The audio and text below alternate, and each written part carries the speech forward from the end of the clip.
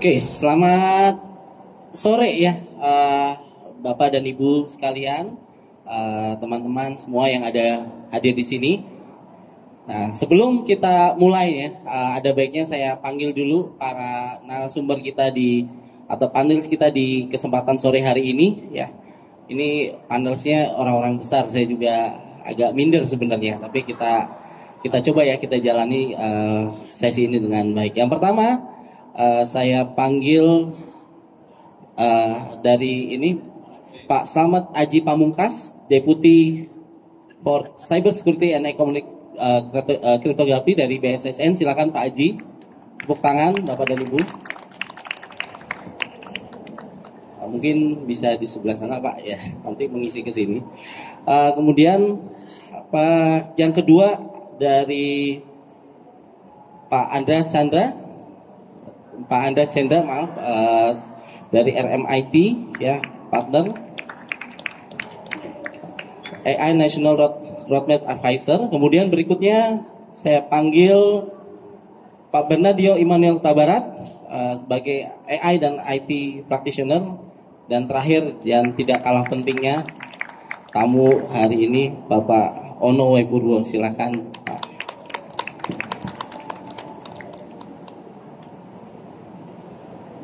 Nah, ini topiknya agak berat nih Pak, ini di sore hari ini ya. Tapi mudah-mudahan kita bisa melaluinya dengan baik. Nah, sebelum kita mulai ya, Bapak dan Ibu sekalian, kita mau mencoba untuk berkenalan. Walaupun ya, ini bukan wajah-wajah yang awam bagi kita semua ya, tapi ada baiknya saya beri kesempatan untuk Bapak dan Bapak-bapak di sini semua sama Mas-mas ya, untuk sedikit sharing ya, apa yang sedang terjadi saat ini di industri cloud, atau mungkin mengenai AI. Ada yang ngomongin soal cyber security dengan layer protection ya, kemudian ada juga yang ngomongin nanti kedaulatan digital, atau mungkin dari segi regulasi mungkin ya gitu.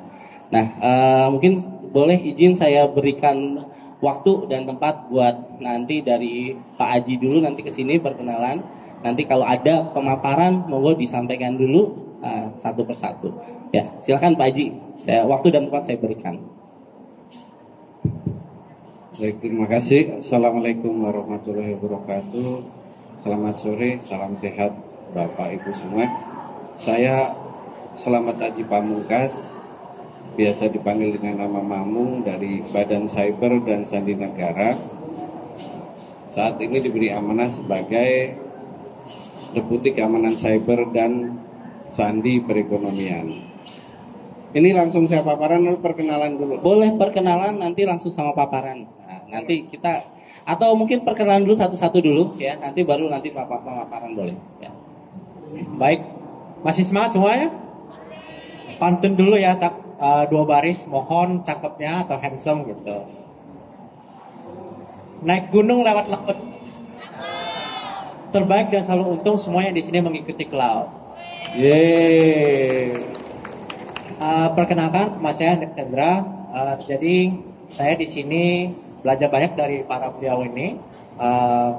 Jadi memang saya lebih fokus ke AI. Jadi dibilangnya Indonesia ini nggak ada negara Indonesia tanpa AI. Kalau nggak ntar katanya jadi Indones. Nah, jadi yang cuma bisa tanpa AI itu cuma husband and wife. Oh. Pak Ono juga bukan AI. Ono oh iya. Oke, lanjut Pak Bernardio, silakan perkenalkan. Ini ada depan mic-nya ya. Bisa aja. Terima kasih Pak Chandra. Baik, nama saya Bernardio Tabarat, biasa dipanggil Rido kalau di kalangan praktisi. Saya sehari-hari kerja di bisnis utama perusahaan software. Saya biasa melakukan tugas yang kurang biasa sebenarnya bagi level direktur. Saya membimbing staff-staff. Nah, selain melakukan hal yang biasa, kami juga sedang melakukan hal yang tidak biasa, yaitu AI. Jadi kami sedang mengeksplor dua cabang AI, yaitu data mining dan LLM. Data miningnya sudah pernah lakukan proyek. Saya pikir itu singkatnya dari saya. Ya, terima kasih Pak Ono. Izin perkenalkan. Terima kasih Pak Indra. Selamat sore. Assalamualaikum warahmatullahi wabarakatuh. Saya Ono Purbo. Saya lokasinya di sebelahnya Taiwan. Cuman udah bubar ya, hari ini terakhir. Jadi udah nggak ada. Kemarin kita 3 hari di situ. Saya di Institut Teknologi Tangerang Selatan, dosen, dan sekarang lagi dikerjain disuruh jadi rektor. Jadi kebangsaan jadi rektor deh. Udah, padahal pengennya dosen doang sih. Itu aja. Mungkin saya akan lebih untuk hari ini minta izin ke Pak Indra nih, tergantung saya suruh ngomong cloud bisa, tapi saya lebih nyaman ke AI sih sebetulnya hari ini, karena kita juga melepaskan, nantilah saya ceritain apa yang kita kerjain di AI tadi. Tapi saya mungkin tidak komersial kayak bapak-bapak ini, kita banyaknya amal ibadah lah, supaya nanti tolong doanya aja deh. Terima kasih. Oke, tepuk tangan dulu dong atas perkenalannya. Masih semangat nggak nih? Kalau nggak semangat, saya nggak lanjut loh. Oke, masih semangat? Masih. Oke. Nggak, soalnya percuma kalau nanti audiensnya nggak semangat, kita diskusi jadi nggak seru Pak, gitu. Iya. Nah ini kan nanti sebelum kita ngomongin soal tanya jawab gitu ya, nanti juga saya coba beri kesempatan buat mas-mas mbak-mbak yang cantik-cantik ganteng-gantengin untuk melemparkan pertanyaan. Nah saya beri kesempatan dulu untuk para panel narasumber ini untuk sharing sedikit atau pemaparan ya, 5-7 menit maksimal Pak. Silakan dari Pak Aji dulu nanti ke sini. Ya. Baik, terima kasih. Minta tolong karena 5-7 menit saya mulai dari slide paling akhir aja Mas. Slide paling akhir. Ya, saya muridnya Pak Habibie, Pak, berawal dari akhir, berakhir pada awal. Tapi Bapak Ibu ngerti nggak filosofi itu? Berakhir pada awal, berawal pada akhir. Nggak apa-apa saya nggak ngomongin AI, nggak apa-apa. Jadi kalau berawal pada akhir, berakhir pada awal, dulu zaman saya di BPPT itu filosofinya Pak Habibie. Berawal dari akhir itu, kita beli produk jadi, beli pesawat, beli kapal dan sebagainya, kita pelajari sehingga akhirnya kita bisa bikin dari awal. Jadi ya, berawal dari akhir produk yang sudah jadi, berakhir pada awal, akhirnya kita bisa bikin dari awal. Itu kalau Pak Habibie. Karena sekarang saya di BSSN, Badan Cyber dan Sandi Negara, saya mengikuti Bapak Rubiono Kertopati. Beliau adalah seorang dokter tapi juga tentara sampai mayor jenderal. Beliau Bapak Persandian Indonesia yang mendirikan lembaga sandi nasional sampai sekarang jadi BSSN. Ini mau di cloud, mau di AI, mau di post quantum, mau di apapun, dari zaman Belanda, Jepang sampai zaman sekarang, quote beliau menurut saya masih relevan. Ingatlah, akibat kekhilafan satu orang saja cukup sudah menyebabkan keruntuhan negara. Kalau Bapak Ibu memperhatikan 2023, kita ada kasus salah satu bank syariah. Kemudian 2024 ada PDNS, itu berawalnya adalah dari kekhilafan satu orang saja. Kasus BSI berawal dari ketidakdisiplinan salah satu staf untuk update patch. Dia tidak pernah melakukan live update, tidak pernah update software terbaru, sementara softwarenya itu sudah banyak hole-nya dan itu sudah diketahui oleh Pak Ono. Jadi Pak Ono yang nyerang katanya gitu. Jadi akibat itu, tapi dulu nggak dipublikasi Pak Ono ya. Gitu. Tapi intinya seperti itu Bapak Ibu. Jadi ingatlah, kekhilafan satu orang saja cukup sudah menyebabkan keruntuhan satu negara. Jadi kalau kita punya organisasi, literasi keamanan cyber, literasi digital harus dilakukan kepada mulai dari presiden direktur sampai ke satpam maupun office boy semuanya. Untuk merusak sistem tidak harus orang yang tahu sistem, tapi siapapun bisa melakukan. Contoh, Dulu saya di BPPT ada satu belum data center waktu itu, masih NOC lah, NOC sederhana. Mau bersih-bersih berberes hari Sabtu, saya ditugasin. Waktu itu masih sedikit banyak tahu tentang konfigurasi server. Sementara ada office boy yang tugasnya membersihkan lantai sebelum kita bekerja semua. Karpetnya bau Pak Ano, jadi banyak tikus waktu itu. Nah sayangnya pada saat office boy tersebut mau membersihkan karpet pakai vacuum cleaner, kebetulan colokannya habis. Jadi dia pinjam salah satu colokan yang ada, cabut. Dan ternyata Pak Ono itu zaman dulu kan sebelum ada Pandi kan GoID adanya di BPPT. Yang dicabut itu servernya GoID. Jadi semua aplikasi pemerintah se-Indonesia mati Bapak Ibu. Dan itu tidak harus orang yang tahu tentang IT. Makanya menurut saya quote ini masih berlaku. Karena ini paparan terakhir, saya sudah boleh pulang berarti kan. Terima kasih Mas. Jangan Pak, izin Pak. Ada pertanyaan-pertanyaan nanti. Terima kasih, tepuk tangan dulu buat Pak Haji. Oke, tadi menarik ya. Jadi lagi-lagi memang tugas BWSSN Pak untuk menyadarkan kita semua. Dan juga resikonya itu untuk cloud ini sebenarnya orang bilang, oh IT ini yang beresiko adalah orang-orang IT-nya, ternyata enggak ya. Dan ini juga valid Pak, di tempat saya juga seperti itu. Artinya saya dulu sekali waktu cybersecurity dulu belum populer ya. Saya dulu ke Tyler Bank itu saya masih lihat ada sticky notes Pak, sticky notes di komputer-komputer itu ya, yang isinya password Pak. Ya, ya, tapi sekarang sudah berubah ya, orang sudah aware dan lain-lain. Oke, silakan Mas Chandra untuk sedikit sharing buat kita. Baik, mohon maaf paparannya nggak saya siap atau saya share, tapi menganut dari Pak Mamung gitu. Jadi memang kita tuh udah masuk di dunia industri revolusi keempat. Jadi kita udah telat 3 pertama dan revolusi berikutnya adalah salah satu AI. Tapi dengan perkembangannya zaman masih banyak literasi yang kita ketinggalan. Kita ambil contoh bahkan di Jepang dan Singapura kita tuh ada namanya chatbot. Nah, jadi saat saya bantu Menteri Pariwisata, chatbot itu masih rawan untuk submit paspor KTP. Jadi kita di ChatGPT itu masih banyak yang submit dokumen-dokumen rahasia gitu. Nah, peran cloud ini adalah kita sebagai perbankan data gitu. Tapi cloud itu juga perlu dengan namanya security. Nah, karena bila paspor ini diambil, ada identity theft, ada deepfakes, ada juga KYC gitu. Karena sekarang di zaman-zaman yang serba cepat, serba inovatif ini, crime juga meningkat. Bentuk-bentuk crime itu semakin kreatif gitu.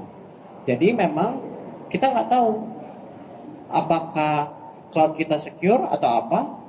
Yang penting itu sebenarnya dari humannya gitu. Jadi pas zaman 2020-an ke 2022 kita masuk era namanya ChatGPT. Jadi di era ChatGPT itu kita adalah human to AI interaction. Kita ketik apa muncul dari bentuk AI. Nah, kita sebutnya prompting. Tapi di dunia agentic AI itu sudah masuk ke era namanya AI to AI.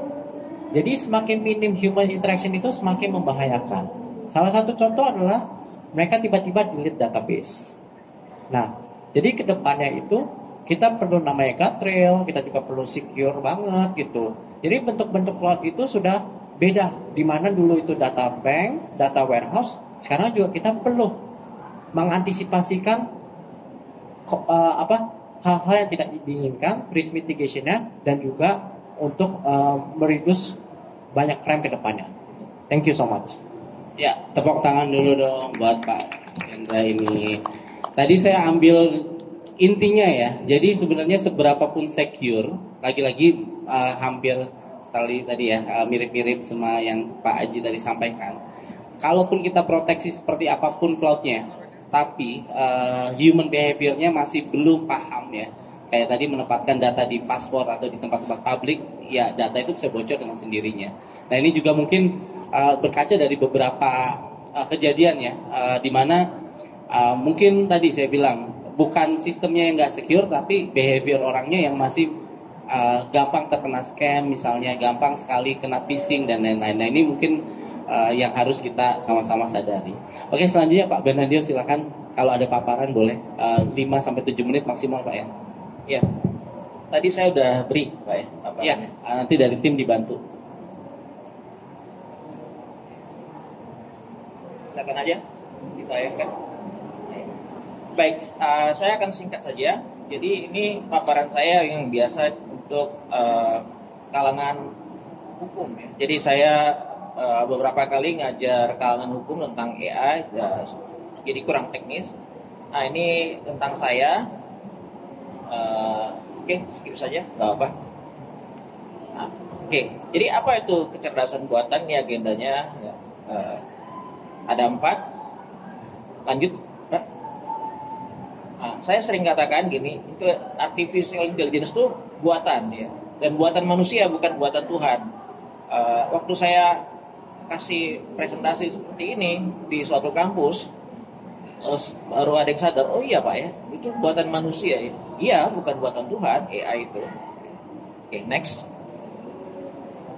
Nah, kategori-kategori kecerdasan yang udah ada di AI itu sudah beragam. Jadi kalau dulu kayak cuma matematis saja gitu ya, enggak. So, kita lihat dulu kategori-kategori kecerdasan manusia. Jadi ini ada yang motorik, itu ada penari Blackpink, ada kontoris. Nah, terus ini ada musikal. Saya sampaikan tribute untuk pahlawan musik kita Bu Titiek Puspa yang baru meninggal ya. Lanjut, ini ada yang matematika. Saya kali ini tempatkan matematika di nomor 3 bukan nomor 1. Oke, lanjut. Ada politik. Lanjut. Ada olahraga. Tuh ada Irene Iskandar dari Indonesia. Lanjut. Bisnis ya, itu ada Pak Dahlan Iskan. Lanjut. Nah, teknologi ya ini rasanya yang Tesla tahulah ya. Dan nanti yang paling atas itu salah satunya nanti akan saya sebut lagi. Lanjut. Nah, hukum itu Pak Nanduing Nasution, salah satu pakar hukum kita, almarhum. Lanjut. Nah, jadi tadi saya sengaja buat tampilkan 8 kategori kecerdasan. Tidak ekshaustif, tapi ya itu cukup mewakili.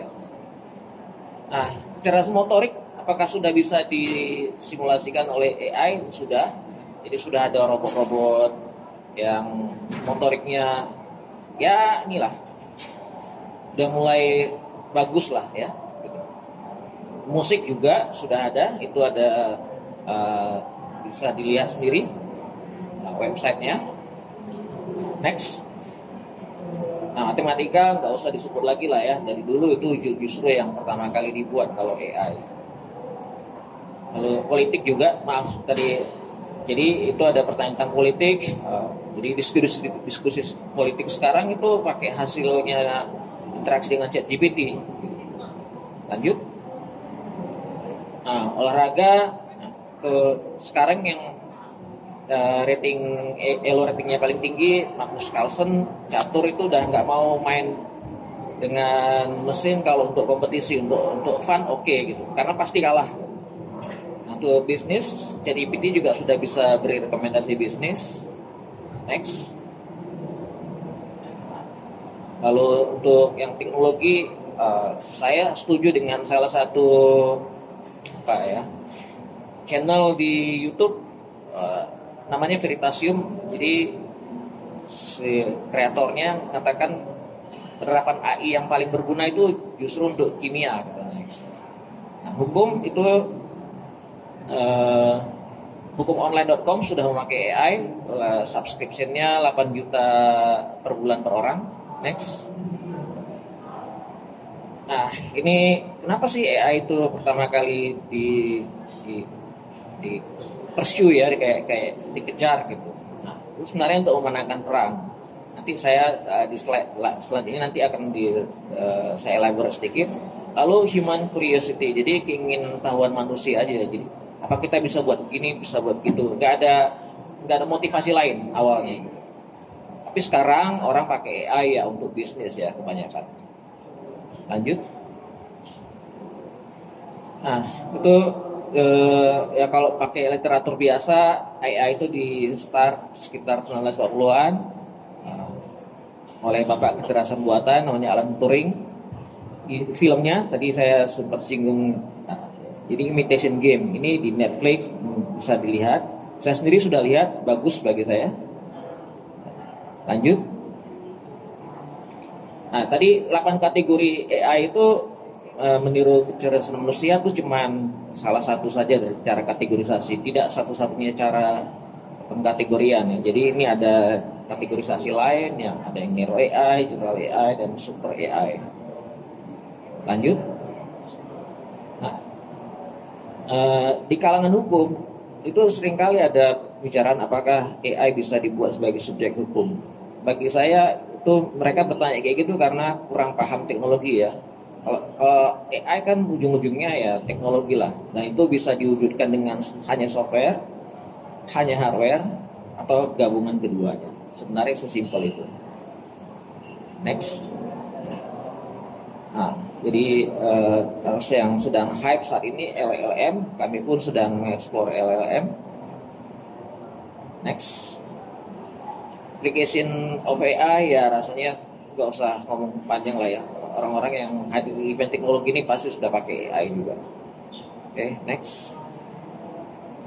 Nah ini challenge and ethics. Saya pikir enaknya diserahkan pada floor untuk tanya jawab aja. Ini beberapa itemnya.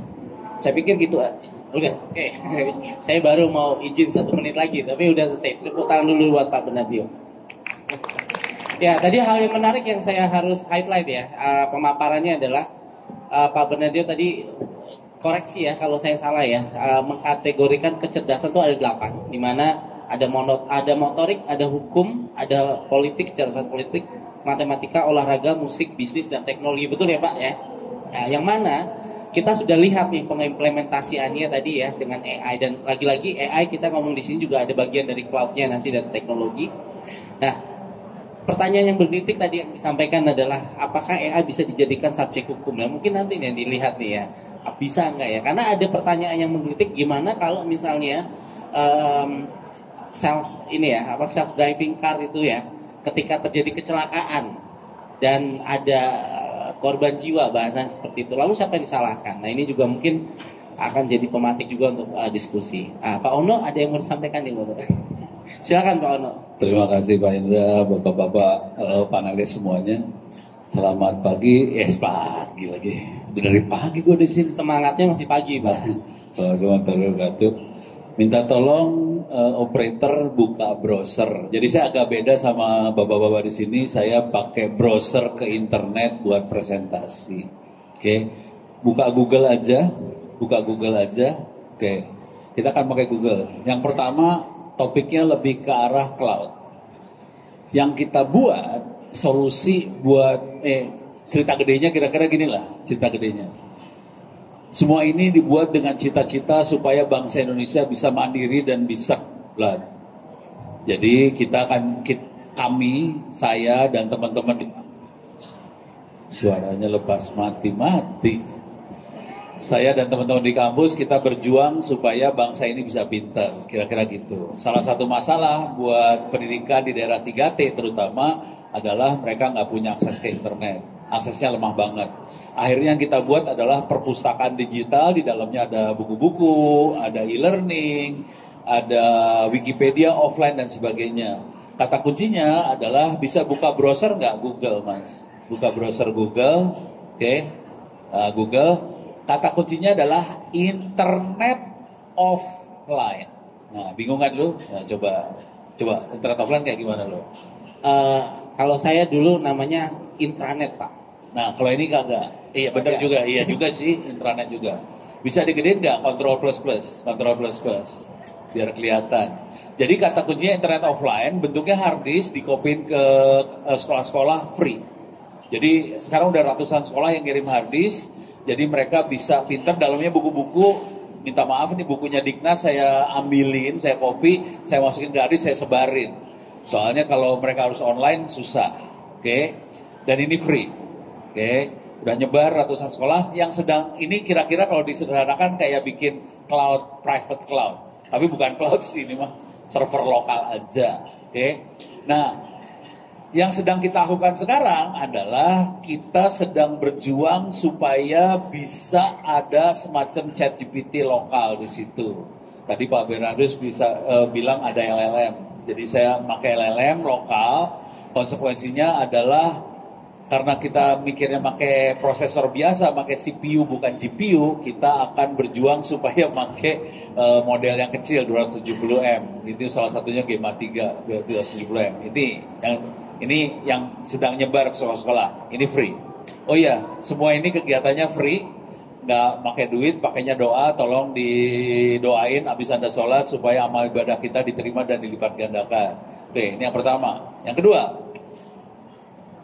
silakan tolong dibuka intechpress.itts.ac.id. Oke. Kita tahu, oke lah ada teknologi yang namanya AI. Oke lah ada teknologi yang namanya machine learning, segala macam. Cuman itu hanya bisa berjalan dengan baik kalau ada manusia yang pintar yang ngerti seperti itu. Kita buat buku ini bisa di-download di Intech, ini free. Seperti tadi disebut free, intechpress.itts.ac.id. Ini ada tadi, naik ke atas dikit tadi Mas. Naik. Nah ini ada buku AI SMP, SMA gratis, kebawahin pelan-pelan. Oke, kebawahin lagi. Ini ada yang SMK, ini yang paling baru, SMK ini paling baru. Ini baru di launching 2 minggu yang lalu. Satu bukunya rata-rata sekitar 200 halaman, ada 6 buku, dalamnya isinya Python dan teman-temannya. Oke, jadi ini saya tidak berharap semua SMK bisa, karena ini lumayan berat. Isinya Python, mereka bisa, ini targetnya semua adalah supaya bangsa ini bisa bikin AI, bukan cuma sekedar pakai AI. Yang ini SMK, Python dalamnya. Turun ke bawah. Ini yang SMA. SMA kita geser teknologinya tidak pakai Python, pakai Python sih, backend-nya Python. Tapi kita pakai Orange Data Mining, itu bentuknya GUI programmingnya. Jadi kalau yang nggak terlalu familiar dengan coding masih oke lah, gitu. Kalau diingat nanti teknologinya namanya Orange Data Mining. Turun lagi ke bawah lagi pelan-pelan, yang SMP. SMP kita mulai menerapkan ini yang agak neken ke saya tuh Bu Inge almarhum. Ini kita pakai Google Teachable Machine. Itu pakai web, grafik, pakai GUI, grafik, web, pakai Google Teachable Machine. Anak-anak bisa bikin training data, training, dan akhirnya bikin aplikasi sederhana banget.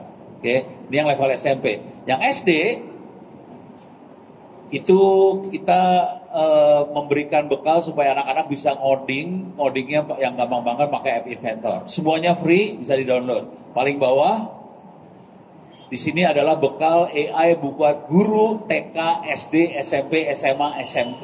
Ini buat gurunya.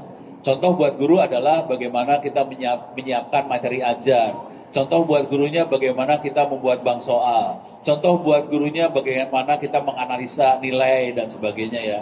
Jadi ini dijelaskan. Rata-rata buku-buku ini sekitar 150 sampai 200 halaman. Free. Ini ngomong jujur dulu ya, bikinnya pakai AI. Tapi kita kasih ini ya, ini kalau mau tahu promnya sekitar 2 halaman sih. Dan untuk bikin buku ini satu babnya 1 jam. Buku ini bikinnya sekitar 1 buku rata-rata 1 hari 2 hari.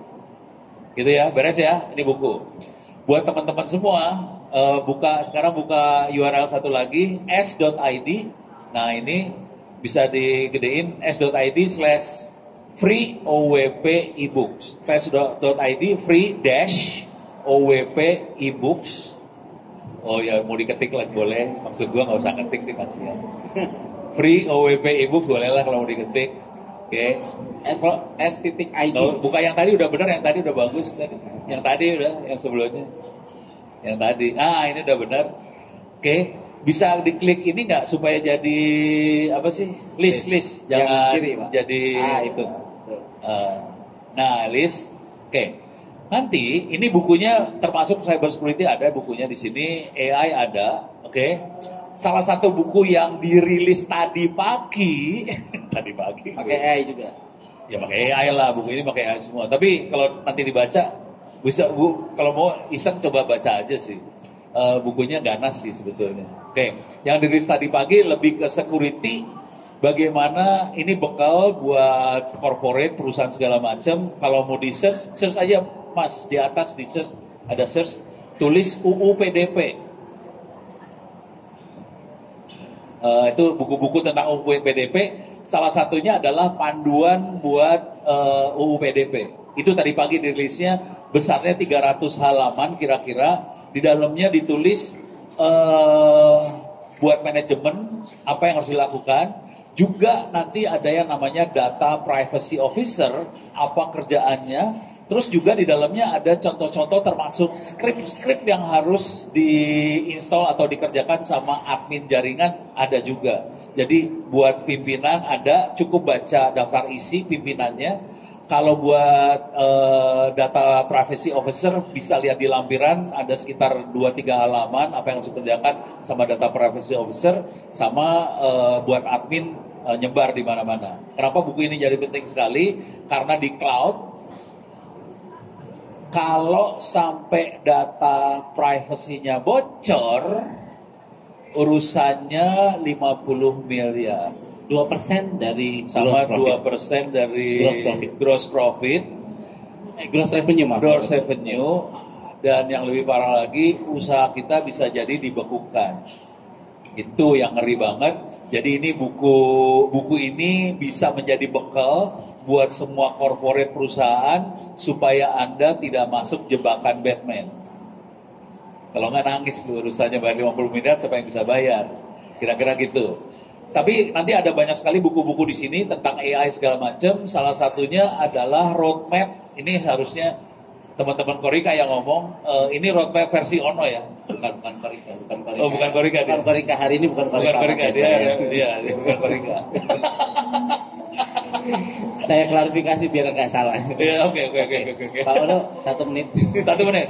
Oke, jadi di sini ada roadmap buat AI gotong royong. Ini jujur roadmap ini waktu itu dimintanya sama Timor Leste. Presidennya sama Menteri Pendidikan minta supaya Timor Leste bisa adopsi AI. Saya bikinan roadmap buat Timor Leste. Cuman gondok dong sebagai bangsa Indonesia. Gila, pikiran gue buat Timor Leste, gue bikin lagi buat Indonesia. Tapi poinnya adalah kita harus bikin SDM supaya kuat. Yang kedua, kita harus bikin ekosistem supaya kuat, supaya nanti Indonesia bisa menjadi salah satu negara yang disegani urusan AI dan teman-temannya di Asia Tenggara maupun Asia Pasifik. Sekian, terima kasih, mudah-mudahan bisa bermanfaat. Billahi taufiq wal hidayah. Assalamualaikum warahmatullahi wabarakatuh. Terima kasih, silakan tepuk tangan dulu. Ya, ini menarik ya. Jadi ada beberapa cerita di sini, tapi fokus kita diskusinya masih sama. Kita ingin gimana caranya untuk menciptakan cloud yang aman ya. Di sini dari praktisi bagaimana, dari regulasi sebenarnya yang ada seperti apa gitu kan, yang untuk mendukung ke arah sana sehingga apa terjadi keterjaminan nanti masa depan apapun aplikasi ataupun teknologi yang nanti berbasis AI ini bisa maju ya, bisa terus kondusif dan lagi-lagi ya bisa ada manfaatnya ya, kita bisa memaksimalkan manfaatnya. Nah mungkin saya ke Pak Bernard dulu Pak Bernard dulu, nanti baru ke sana. Kita ngomongin nanti regulasi baru ke Pak Ono terakhir. Bukan, maksudnya ke regulasi dulu Pak Haji, nanti baru kita ke Pak Ono. Ya, nah Pak Bernardio ya, jadi AI itu sering sekali disebut sebagai game changer nih dalam keamanan cyber. Lagi-lagi cloud ini butuh proteksi karena data kita semua itu ada di sana. Tadi kita sudah dengar ada beberapa hal yang insiden cyber dan lain-lain ya. Tadi AI disebut sebagai game changer dalam keamanan cyber. Bagaimana AI secara khusus bisa membantu Indonesia mengatasi kekurangan tenaga ahli dalam keamanan cyber ini? Ya, sebagaimana kita tahu untuk expertise AI ini kan, maaf, cyber security ini kan masih dianggap relatif mahal ya. Talentnya pun susah di Indonesia gitu ya. Bagaimana Pak Bernardio? Silakan. Baik, sebenarnya mungkin lebih tepat jawab Pak Ono ya, tapi punten nih Pak Ono ya. Ya, jadi AI itu saya lihat membantu kalau kita punya skenario yang bagus. Kalau kita nggak punya skenario yang bagus, kadang itu orang bilang prompting gitu ya, tapi saya akan bilang skenario aja. Nah, AI itu jadi nggak berguna. Saya sendiri misalkan tanya ke ChatGPT Gemini, saya nanyanya agak panjang kalimat. Sebenarnya bukan satu kalimat, saya sengaja sering pecah gitu ke beberapa kalimat. Jadi untuk bantu supaya Gemini, ChatGPT-nya itu juga nangkap background infonya lebih jelas. Nah, skenario-nya begini misalnya. Nah, ChatGPT dan Gemini itu biasanya jawabnya bagus. Jadi kalau saja orang sekarang mulai yang pingin jadi ahli cyber security ya, itu ya mungkin tadi selain kopi dari buku-bukunya Pak Ono, juga mikir untuk buat skenario keamanan. Saya pikir itu akan membantu kita menghasilkan ahli-ahli cyber security, Pak. Ini berdasarkan pengalaman saya sendiri ya. Jadi saya di industri software, kadang-kadang saya nanya hal security juga. Saya di industri software, jadi kan ada selalu produk baru segala macam ya, permintaan baru. Nah, saya buat skenario-nya, saya tulis dulu pertanyaannya. Tadi kayak kalau misalkan Pak Onam buat dulu, draftkan dulu buat AI, saya mendraftkan dulu background info segala macam, lalu saya tanya spesifik gitu. Dan pertanyaan kita baiknya spesifik, makin spesifik makin bagus jawabannya. Saya pikir keterampilan membuat skenario keamanan itu bisa menjadi cara kita memanfaatkan AI untuk menumbuhkan ahli-ahli cyber security, Pak. Selain faktor-faktor yang tadi sudah saya sebut, Pak ya. Artinya yes bisa ya Pak ya, asalkan tadi mungkin database-nya dilengkapin lebih ke arah insiden-insiden yang sekarang sudah terjadi, kemudian big datanya diperkuat ke arah sana gitu ya. Oke, terima kasih Pak. Nah saya mau ke Pak Mas Cendra nih, ngomongin soal transformasi digital, ngomongin soal onboarding ke cloud dan lain-lain ya kan. 2 tahun terakhir ini kan Mas Cendra ini aktif juga ya terkait adopsi cloud dan AI juga ya. Bahkan kalau saya lihat nih dari data 82% perusahaan di Asia Tenggara ini sekarang sudah menjalankan strategi multi cloud gitu ya. Nah, pertanyaannya ya, perubahan besar apa sih yang Mas Cendra ini lihat ya di 2 tahun terakhir terkait adanya adopsi AI dan cloud ini? Bisa juga spesifik bagaimana mereka mengamankan atau mungkin juga beradaptasi dengan adanya regulasi-regulasi yang ada di Indonesia saat ini. Silakan. Baik, sebelum saya tanggapi itu, saya terima kasih untuk para dosen-dosen sebelah saya. Terima kasih untuk 3 SKS-nya. Belajar banyak di kurikulum ini.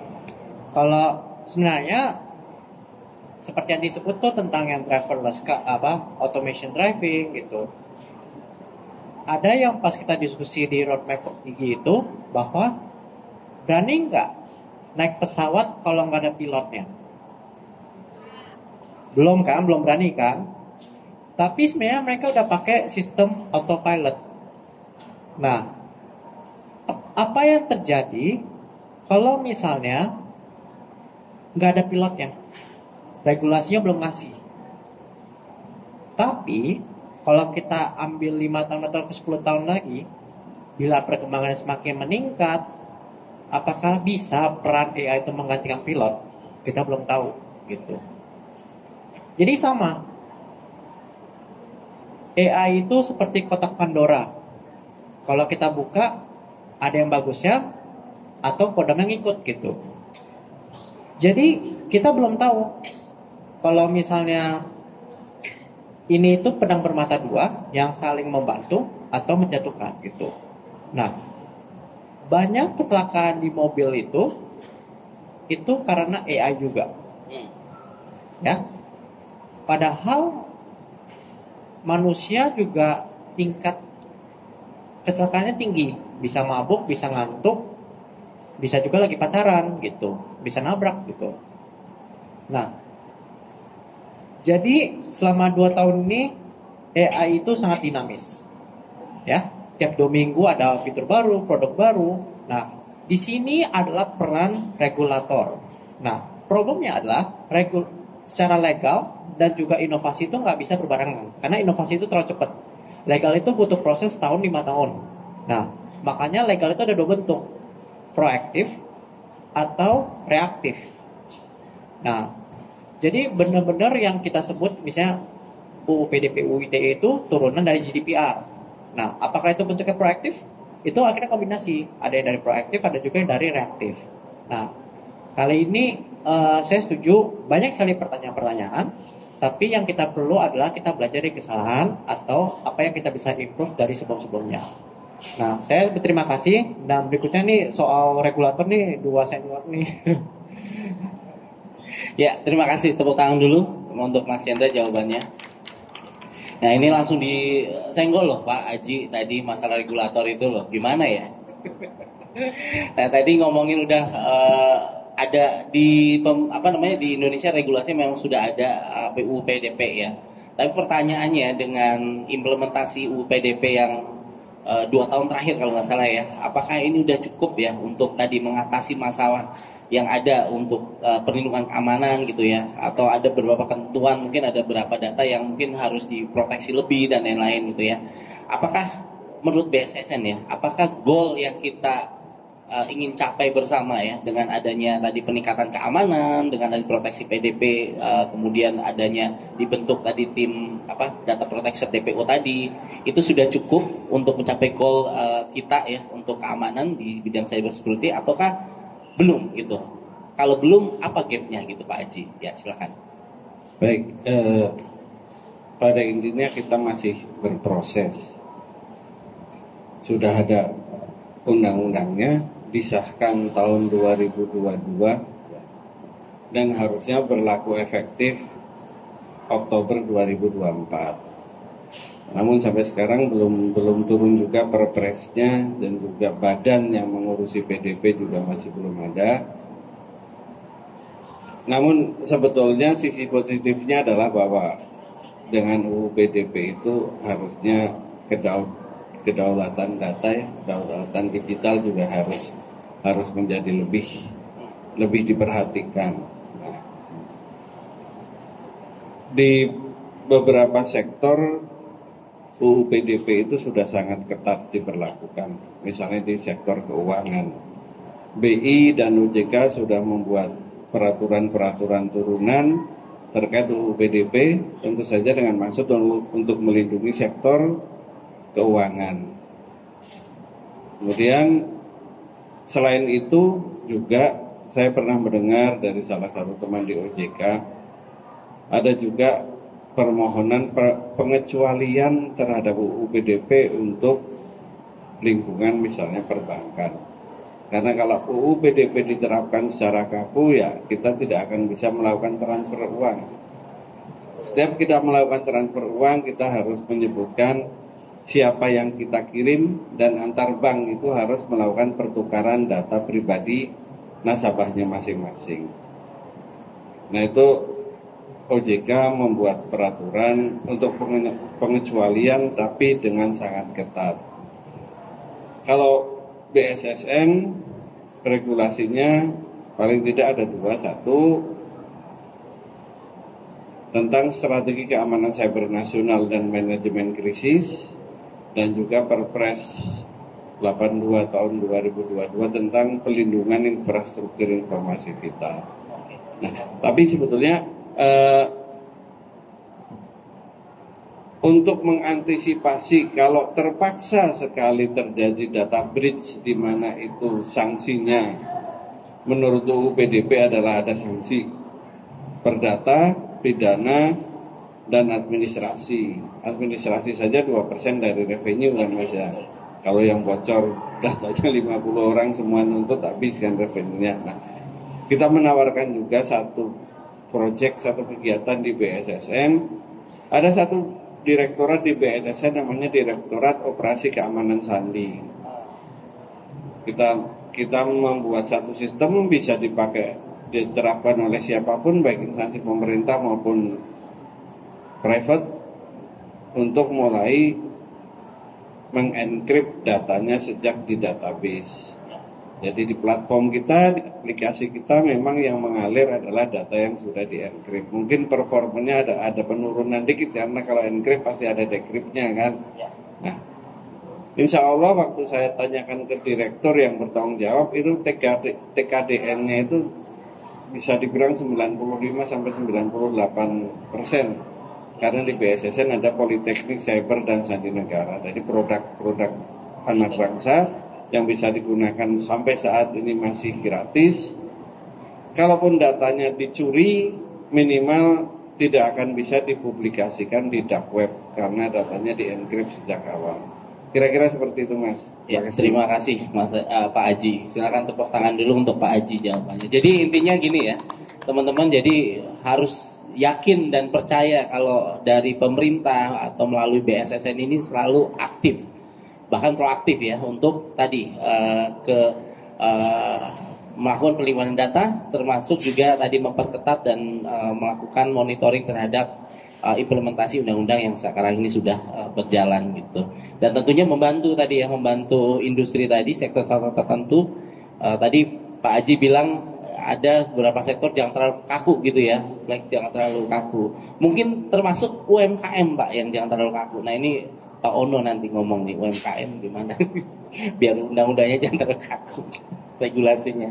Ya mungkin Pak Ono, untuk Pak Ono, nah ini nih sebagai praktisi dan yang sejak lama ya mendorong demokratisasi teknologi di Indonesia. Bahkan dulu saya belajar itu ya, Wajanholik itu dari bukunya beliau gitu ya, yang dipublis di internet lagi-lagi.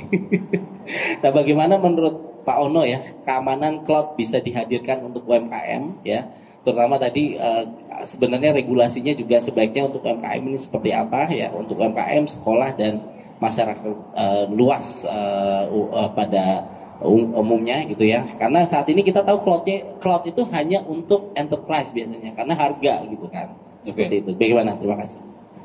Sarannya gini deh, kalau teman-teman semua iseng dan bisa masuk ke dark web, ini ngomong dunia hitam nggak apa-apa ya? Bebas ya. Ini jujur saya sering masuk ke dark web lewat tool yang dibikin sama teman-teman di Pasteur Cyber Army. Ini kondisi hari ini minta maaf Pak Mamong. Kondisi hari ini data jebol 2 hari sekali Pak. Jangan digini Pak, nanti ketangkep pres bilangnya data jebol yang mana nih? Minta maaf, data jebol 2 hari sekali. Ransomware sih kali sebulan sekali ada ya ransomware yang kena. Ini informasi dark web ya. Kalau serius pengen lihat, gue harus buka laptop gue sih. Tapi kira-kira gitu. Password banyak yang jebol. Oke. Itu satu hal. Satu hal lagi yang perlu kita concern juga, sebetulnya cara berpikirnya kira-kira gini. Kita perlu melihatnya, kalau orang-orang IT biasanya akan nyebut 3 hal. People, proses, teknologi untuk satu masalah. Oke. Regulasi, undang-undang segala macam satu sisi itu lebih ke arah proses. Kita bisa pakai regulasi, bisa pakai SOP segala macam. Oke. Itu mungkin bisa membuat jalan menjadi lebih sirotol mustaqim, lebih lurus, membuat proses lebih aman, itu pakai regulasi. Cuman kalau dua yang lain tidak ada, regulasi juga jadi nggak punya kaki, nggak bisa jalan, gitu ya. Jadi kalau saya cenderungnya, oke, regulasi, pemerintah sudah ngerjain PR, bikin regulasi, oke. Cuman kita butuh 2 hal lagi tadi, teknologi dan satu lagi adalah manusia. Nah ini nambahin komentarnya Pak Berandus ya. Untuk cyber security, kami kampus Institut Teknologi Tangerang Selatan melepaskan kuliah cyber security free. kita melepaskan kuliah tentang data science AI free. Sekarang saya pengen nanya dulu ke moderator nih. Waduh, saya kena tanyaan juga nih. Bayangkan kita ngelepasin kuliah cybersecurity free. Oke. Karena free yang daftar 38.500 hari ini yang make. Itu free, bisa dikerjakan ujiannya berulang-ulang, nggak ada batas, boleh copy paste ke Google, cari jawabannya di Google silahkan. Kira-kira dari 38.500 orang yang bisa lulus dapat nilai 90 berapa orang?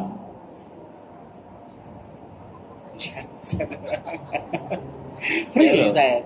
Ini ujiannya boleh berkali-kali. Oke. Kalau nilai jelek, kalau bisa jadi kalau berulang kan berarti bisa 100.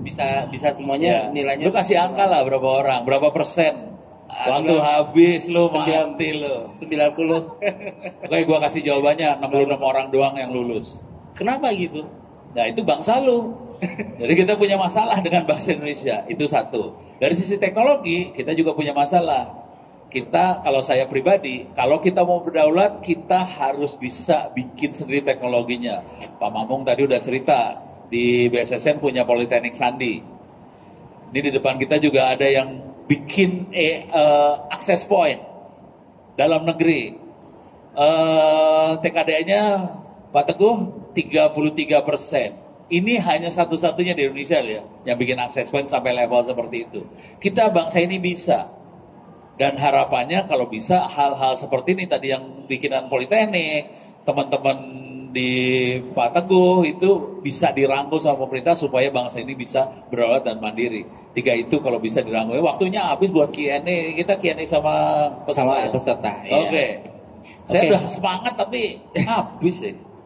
Ya, tepuk tangan dulu buat Pak Ono. Silakan. Ya, berhubung pesan internal dari tim Q&A, siapa yang silakan, mungkin angkat tangan ya. Tuh, Mas yang di ujung.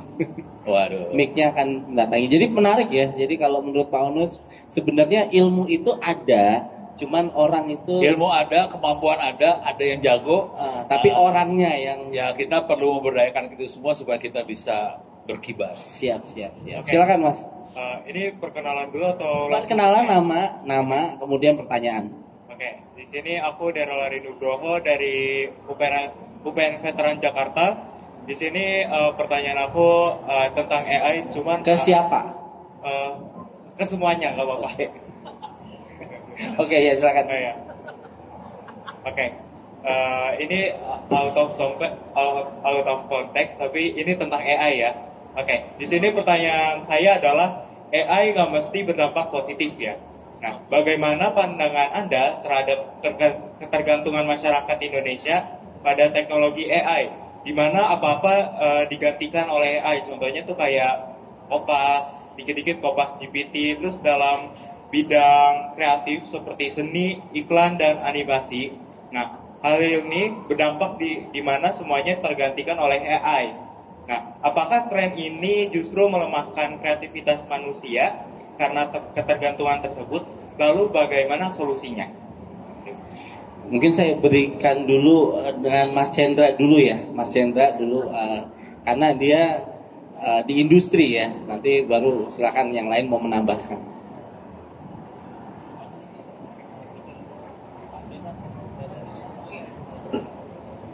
Habis seperti ya baterainya. Baik, thank you. Itu pertanyaan menteri itu. Saya setuju. Jadi memang banyak yang dimudahkan, banyak yang berubah. Seperti zaman-zaman kita mulai ada Google. Tapi kita sebelum masuk di dunia AI, Indonesia tuh udah pakai AI dari tahun 2000 ke bawah. Jadi Indonesia ini adalah negara yang kita sebut Ring of Fire. Jadi kita ada gempa 6.000 gempa tiap tahun. Jadi yang kita lakukan adalah untuk prediksi gempa adalah dari migrasi burung. Ya kalau burung lewat itu tanda-tanda bencana alam. Nah, jadi kita prediksi gempa itu 2 minggu sebelumnya dari migrasi burung. Nah, sekarang diimprove dari gerakan ombak, tinggi ombak, sama seismograf. Seperti itu. Nah, jadi di dunia teknologi yang serba cepat ini, memang banyak yang dirugikan juga, baik itu dalam sisi hak cipta karya. Contohnya misalnya Studio Ghibli itu bikin gambar 5 detik itu selama 6 bulan. Tapi kita bikin gambar itu bisa dalam waktu 6 menit. Gambar-gambar Studio Ghibli. Kita bisa bikin suara, lagu dalam 6 menit. Mereka mesti bikin suara dan lagu studio itu selama 6 bulan dengan harga jauh lebih mahal. Jadi memang shiftnya itu berbeda, tapi kita selalu lihat potensi ke depannya gitu. Jadi seperti saya bilang, memang negara yang tidak pakai AI itu agak susah. Contohnya Indonesia. Indonesia itu masih pakai AI. Yang nggak boleh pakai AI itu husband and wife, ya, soalnya hubungan gitu. Jadi banyak sekali pertanyaan. Contoh kita pas itu ngetes apakah AI itu siap untuk industri, pemerintah, ya. Tapi yang belum siap salah satu adalah izin dunia akademisi. Karena berhubungan dengan plagiarism, academic dishonesty. Jadi makanya banyak tradisional ini tetap menganut ke sistem akademisi gitu. Tapi ini bakal panjang. Kalau bisa ntar email Pak Ono aja. Akademisi langsung dilempar Pak Ono. Tapi thank you untuk pertanyaannya, itu pertanyaan super bagus. Jadi pertanyaan tadi Boleh, kalau Pak. pertanyaannya kalau nggak salah tangkap kan berarti AI itu akan mengancam nggak ya atau menggantikan kan? Pak Bernard ada tambahan nggak? Tadi kan Pak Bernard menyoroti soal 8 tadi ya, kecerdasan tadi. Ya, saya mau tambahkan gini. Jadi jangan malu kalau kita pakai AI atau kayak mungkin kayak nyontek gitu. Saya juga, oke, saya kasih tahu lah ya sedikit tentang nyontek dulu, nggak usah kayak AI gitu. Saya tahun 92 jadi dosen di STT Telkom yang sekarang Telkom University. Saya jadi dosen di sana sampai 98. Setelah itu saya jadi dosen di beberapa kampus, tapi saya berhenti jadi dosen di 2015. Saya tetap mengajar, tapi hanya untuk praktisi. Setelah itu ya.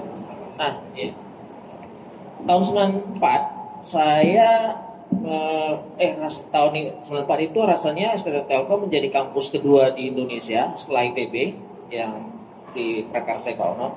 Jadi STT Telkom karena ya punya infrastruktur ya, dan waktu itu ada mahasiswa saya yang jago banget di Word. Dosen-dosen malu kalau bicara network ke dia. Saya masih ingat namanya Jonathan Nasugian. Nah, dia berhasil membuat koneksi via radio. Kampus Telkom dulu nama jalannya itu jalan radio. Itu ke ITB. Jadi kami tahun 94 itu saya dan beberapa mahasiswa ya, tidak semua dosen itu bisa connect ke internet. Tahun 94 itu masih belum ada kampus lain yang connect. Nah, di situ saya lihat, wah mudah sekali ya mendapatkan bahan-bahan gitu. Mahasiswa senang dapat begini begitu, tapi saya melihat hal yang lain. Jadi sangat mudah nyontek gitu saya lihat. Nah, saya sebagai dosen tahun 95, jadi nggak lama setelah pengalaman pertama itu akan menjadi dosen pembimbing, saya buat policy, ya, kebijakan dalam hal skripsi. Tadi kalau kayak Pak Ono bilang roadmap versi beliau dan Pak Chandra, saya punya policy sendiri waktu itu ya, bukan polisinya kampus, tapi ini saya kasih tahu policy saya. Saya bilang untuk semua mahasiswa saya yang bimbingan ke saya, Anda semua boleh nyontek 80% maksimal. Skripsi itu rasanya tuh nggak ada orang lain lakukan waktu itu, kampus lain itu nggak lakukan ya, nyontek itu sesuatu yang haram gitu. Tapi saya bilang boleh nyontek. Nah, kenapa saya bolehkan nyontek untuk skripsi? Karena saya lihat nggak terbendung. Jadi saya bilang boleh nyontek tapi maksimal 80%, minimal 20% harus karya Anda, dan Anda kasih tahu nyontek dari mana. Jadi mahasiswa saya memang melakukan itu. Mereka copy beberapa materi, ini dari sini Pak, dari sini. Saya verify, udah. Gitu. Nah, jadi nggak perlu malu nyontek ya, asal nyonteknya di luar masih sesuai aturan lah. Jadi misalkan kalau kalau tidak dalam aturan ya jangan nyontek. Contoh ujian di mana Anda tidak boleh nyontek ya jangan nyontek. Gitu. gitu ya. Nah, kemudian saya mau tambahkan mengenai hal nyontek juga yang sekarang saya kasih tahu hal yang memalukan. Silahkan search, itu Deloitte Touch, itu salah satu firma akunting terbesar di dunia, Big Five atau Big Four dia itu. Itu didenda, dihukum pemerintah Australia karena membuat laporan consulting dengan memakai robot AI, saya nggak tahu tuh ChatGPT atau apa gitu, ketahuan dan akhirnya diakui gitu. Jadi mencontek sekarang itu ya biasa gitu ya. Ya tadi Pak Ono juga Pak Selamat juga bilang tentang apa kan, mencontek dari produk yang sudah dibuat dulu kan orang lain. Yang lebih relevan sebenarnya atau yang lebih krusial itu gimana menconteknya dan kemudian ngasih nilai tambah. Dan kalau dalam hal akademis gimana menconteknya sesuai aturan. Tadi saya sebut saya bolehkan nyontek di pembuatan skripsi, tapi tetap saya tidak bolehkan nyontek saat ujian. Itu hal yang berbeda. Itu dulu dari Terima saya. kasih Pak Bernardo. Tepuk tangan dulu untuk boleh masih satu pertanyaan atau sudah bisa di closing ini? Panitia mana? Gua ini dong masih komentar. Oh boleh kalau mau nambahin dikit. Tadi pertanyaannya kira-kira gini, apakah dengan adanya AI bisa jadi manusia tergantikan kan ya? Kira-kira kayak gitu ya. Ini pertanyaan ini banyak sekali yang nanya. Waktu saya ke Timor Leste nanya juga sama, waktu saya ngasih ceramah nanya sama. Tapi logika saya kira-kira gini, AI teknologi akan membuat kita lebih tajam sih sebetulnya. Nah, yang jadi masalah adalah tajam yang di mana nih? Kalau jadi kreativitas,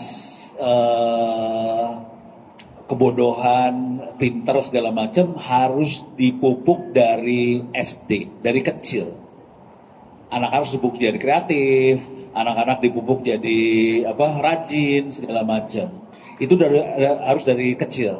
Kalau AI masuk, dia akan mempertajam apa yang kita punya. Gitu ya. Kalau kita kreatif, tambah AI, jadi kreatif banget. Kalau kita rajin, tambah AI, rajin banget. Kalau kita males, tambah AI, males banget. Kalau kita bodoh, tambah AI, bodoh banget. Jadi AI itu akan membuat orang lebih dahsyat daripada sebelumnya. Gitu. Jadi sarannya, sebelum mengenal AI, adik-adik kita, anak-anak kita dipupuk supaya jangan sampai jadi dahsyat kayak gitu. Nah, sekarang saya kasih contoh. Ini kayaknya orang ngomong doang ya, Om Do. Ini jujur, tadi kan saya kasih Google Drive ya, s.id/free OWP ebooks. Oke. Tadi Pak Bernardo juga cerita bahwa Deloitte sampai dituntut karena pakai ChatGPT. Oke. Pakai AI robot. Pakai AI robot. Oh, nggak usah nyebut merek ya. Oke. Ini buku-buku itu free bisa diambil. Kemudian ini waktu itu di DPR RI ini, teman-teman IT-nya DPR, saya lagi cerita gitu, mereka download tuh buku-bukunya. Buku saya di-download sama mereka. Tahu sendiri anak IT DPR RI kan iseng semua isinya kan. Ambil, download, dicek, diturnitin loh, bajingan ya tuh anak-anak itu. Cek, diturnitin. Sekarang gue pengen nanya ke lo, berapa persen? 1% mungkin. Enggak. Apanya maksudnya? Nyonteknya? Nyonteknya 100%, Pak. 100%? Iya. Oke. Pak Bernardo? 250? Hah? 58? 80? Hasilnya 5%, Pak. Kuncinya sebenarnya sederhana. Kalau kita bilang AI tolong bikinin buku, keluarnya gede. Kalau saya kasih materi tulisan saya ke AI, tolong parafrase, tulis ulang supaya jadi bab ini, hilang nyonteknya. Kuncinya di situ aja sebetulnya. AI kalau kita arahin, ya hilang. Dan tadi nanti buku-buku itu semua saya arahin AI-nya. Jadi kalau dicek, Turnitin kecil sih. Tapi ya mungkin sekitar 10-20% lah daerah situ. Kira-kira gitu. Jadi tekniknya seperti itu sih. Saya dengan kreativitas saya, dengan kerajinan saya, jadi kayak gitu. Anda bisa cek ke istri saya, mana bini gue ya? Udah hilang dia. Oh itu dia. Lu cek ke bini gue dah. Dia suka ngamuk ke saya soalnya. Saya itu kerjanya nulis, seharian nulis. Tanya ya sama dia, saya nulis. Dia sampai ngomong, ini si Ono orangnya ada tapi kagak ada. Dan itu yang saya lakukan karena ada AI. Saya kasih gambaran aja, itu buku-buku tadi yang saya kasih lihat. Itu saya bikin 150 halaman, saya tulis dalam waktu 1 hari, men. 150 halaman 1 hari. Tapi semua di drive, saya kasih semua materinya. Jadi Anda bisa sampai level itu sebenarnya. Jadi AI tidak akan menggantikan manusia, tetap manusia yang akan kontrol. Tapi kita harus kasih kasih kemampuan manusia itu supaya kreatif apa segala macam sejak dini. Kalau enggak kita kacau. Oke. Artinya sebenarnya bukan kita digantikan, tapi kita yang jadi merasa digantikan karena tadi kita di bawah standarnya. Kita nggak punya kemampuan itu. Ya. Oke. Jadi jangan sampai kita dikontrol AI, kita harus yang kontrol AI. Oke, Pak. Izin Pak saya cut karena satu lagi pertanyaan sebelum kita tutup. Satu lagi pertanyaan. Waktu habis ya. Satu lagi pertanyaan, habis itu kita closing. Ini nanti sebelum muncul lagi nih alarmnya di layar saya. Ya, sebelumnya semuanya selamat sore, nama saya Iqbal. Ditujukan ke siapa nanti pertanyaannya? Ke semuanya aja sebenarnya, secara umum aja nggak apa-apa. Saya lebih ke fokus terkait AI sama keamanan yang bahasanya kasus-kasus yang belakangan ini terjadi terkait AI. Saya sempat mendapat keamanan AI-nya berarti ya? Bukan. Jadi suatu kejahatan yang bisa muncul karena AI gitu. Oh, oke. Saya sempat mendapat info bahwa di mana ada kejahatan yang di mana dia tuh AI itu bisa mengcopy suara kita, lalu suara kita itu dipakai untuk nelpon kontak-kontak orang lain gitu. Yang di mana itu dibuat untuk jadi suatu kejahatan. Jadi itu pertanyaan pertama itu gimana untuk tanggapannya, gimana cara membedakannya atau solusinya ini seperti apa? Lalu saya juga ada pertanyaan untuk terkait, kan sekarang kan AI kan udah bisa bikin video yang bagus gitu, yang bahkan mungkin bisa kualitasnya mengalahkan studio-studio yang ada. Nah itu, dia ada gak sih caranya untuk membedakan video yang mana video AI, dan yang mana video yang bukan AI? Lalu pertanyaan yang terakhir, ini kan borongan ya, untuk teknologi ini kan, dia kan berkembang kan cepat banget kan. Bahkan mungkin kita sebagai manusia di Indonesia itu terbata-bata untuk mempelajarinya. Nah itu kira-kira mungkin nggak sih di masa depan tuh AI ini jadi yang lebih hebat dibanding kita manusia sebagai penciptanya? Cukup, terima kasih. Oke, terima kasih. Mas siapa tadi? Mas Iqbal. Mas Iqbal, tepuk tangan buat Mas Iqbal dulu. Nah ini saya rasa, mohon maaf Pak Ono, moderatornya hari ini saya. Gue tadi cuma mastiin doang. Ya jadi tadi pertanyaannya pertama mengenai AI. Jadi kalau ya kalau ada kejadian tadi ya penggunaan suara itu bagaimana cara menghandle-nya ya. Kedua tadi kalau misalnya gambarnya tadi ya dengan video tadi ya sudah serealitas itu, bagaimana cara membedakannya. Nah saya rasa saya lempar izin Pak sama Pak BSSN nih Pak Aji. Kalau cara regulasi itu seperti apa? Mungkin dari regulasi dulu, nanti bisa ditambahkan oleh Mas Cendra atau Mas Bernardido ya. Iya. Ada tidak Pak kejadian? Sayangnya AI itu zaman BPPT sudah ada Pak Hamam ya, makanya sekarang jadi Korika ini sudah menyusun roadmap AI. Kemudian BPPT dilebur menjadi BRIN, kegiatan tersebut tidak berlanjut. Nah, selanjutnya Komdigi waktu itu masih Kominfo menyusun surat edaran tentang AI. Dan sekarang masih lanjut Mas, tapi belum selesai ya Mas Cendra ya. Belum selesai, jadi memang masih itulah kita pemerintah mengakui sering ketinggalan dibanding teknologi. Teknologinya menjadi driver, sementara kita seperti tadi Mas terbata-bata kepental-pental mengikuti. Mungkin begitu surat edaran atau perpres tentang AI jadi sudah muncul lagi pos kuantum gitu kan. Kalau buat Pak Ono mah menyenangkan, teknologi buat saya orang yang menjaga keamanan cyber itu menyusahkan Pak. Makin kreatif orangnya makin nyusahin saya Pak. Itu. Terima kasih Mas. Oke, terima kasih. Artinya dari segi regulasi dari teknologi pun tetap akan catch up ya ke situ. Dan mohon maaf ini salah satu pembicara kita ada keterbatasan waktu ya. Jadi izin saya akhiri dulu hari ini. Jadi kalau setelah ini nanti akan ada pertanyaan, saya persilahkan bisa langsung ke narasumber masing-masing. Wrap up aja dari masing-masing dari Pak Ono, Bernardino, kemudian Pak Andreas sama Pak Aji.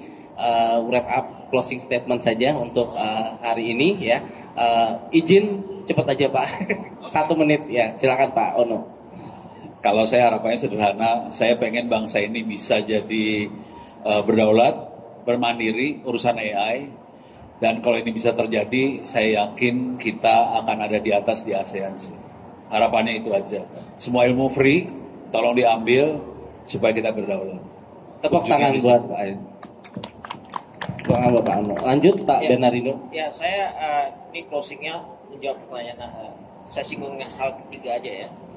Jadi manusia tetap ada lebih unggul dibanding AI. AI ada unggul tentang hal kecepatan ya, tapi hal humor rasanya AI nggak akan bisa menggantikan lapor Pak. Gitu. Itu aja. Terima kasih Pak. Menggantikan lapor Pak. Lanjut Mas Andreas. Silakan.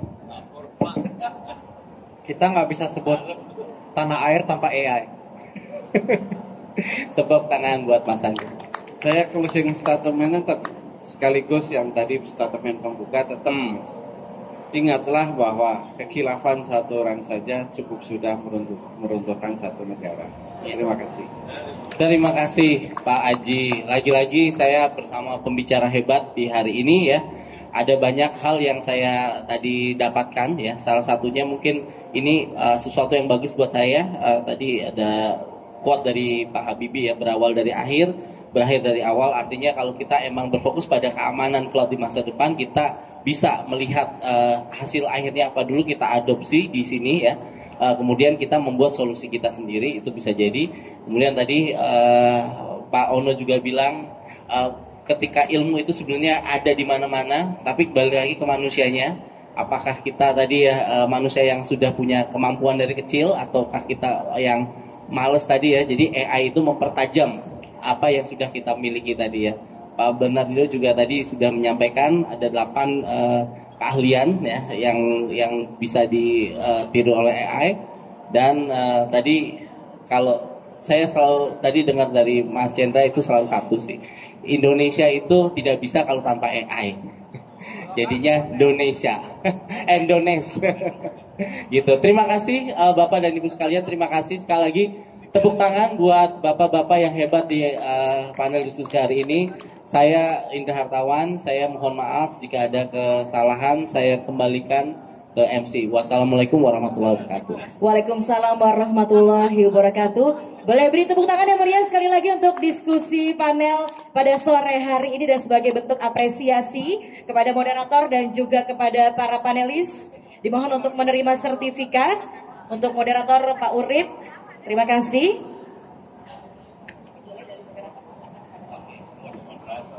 Selanjutnya kepada Pak Andreas Jendra.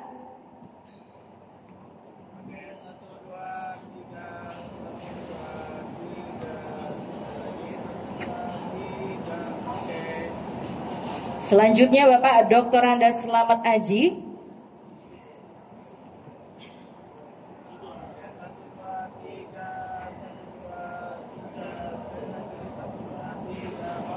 Selanjutnya kepada Bapak Bernardino.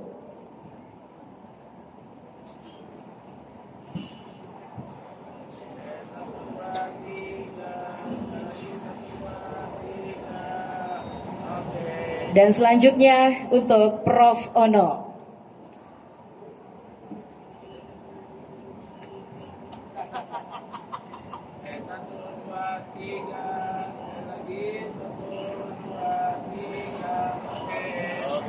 Baik, selanjutnya kita abadikan momen untuk berfoto bersama.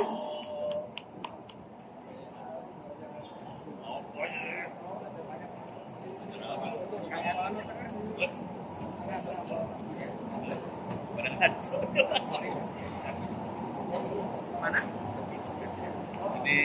lulus ujian. Ujian 3 SKS.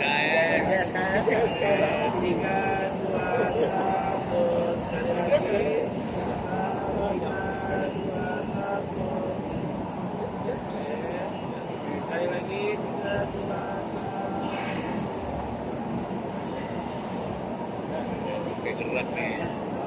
Baik, terima kasih sekali lagi untuk para panelis dan juga moderator. Kami persilakan untuk kembali ke tempat duduk. Dan luar biasa sekali tentunya Bapak Ibu kita telah menyaksikan bersama rangkaian sesi diskusi panel yang bertema Cloud Aman, Masa Depan Terjamin, AI, Perlindungan Berlapis, dan Kedaulatan Digital. Dan tentunya kami ucapkan terima kasih juga kepada Bapak Ibu rekan-rekan yang sudah berpartisipasi aktif memberikan pertanyaan.